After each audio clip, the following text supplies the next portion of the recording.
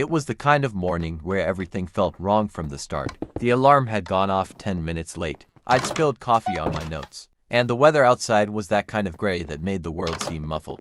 I stared at the clock, then at my half-packed bag, realizing that I had about 5 minutes to make it to my final exam on time. It was calculus, the class one had been dreading all semester. I'd tried. I really had. I'd spent hours in the library, rereading chapters, watching YouTube tutorials, attempting practice problems, but none of it seemed to stick. The numbers and equations blurred together, like a foreign language I couldn't quite understand. I had convinced myself that I was prepared, but deep down, I know I was kidding myself. Walking into the exam hall, I tried to shake off the nervous knot in my stomach. My friends were already seated, flipping through their notes one last time. I sat down and tried to focus, but my mind kept racing. The professor handed out the test papers, and the moment I looked at the first question, I felt my stomach sink. I had no idea how to approach it. The question asked for a detailed explanation of a concept I'd barely even read about, and the rest of the problems were like that. They weren't even on the practice exams I'd looked at. My brain was blank, and the minutes ticked away like the ticking of a clock counting down to disaster.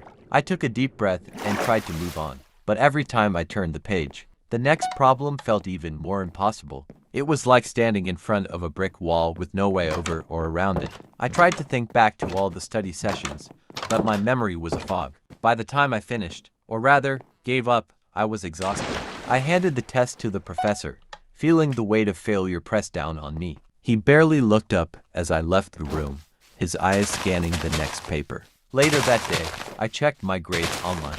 The message was clear: F. I stared at it for a long time, feeling a strange mix of disbelief and resignation. It wasn't the end of the world, but it was definitely a punch to the gut. That night, I sat in my dorm room, replaying every moment of the exam in my mind, wondering where I went wrong. I thought about all the time I'd spent preparing and all the times I'd procrastinated. Maybe I hadn't really committed.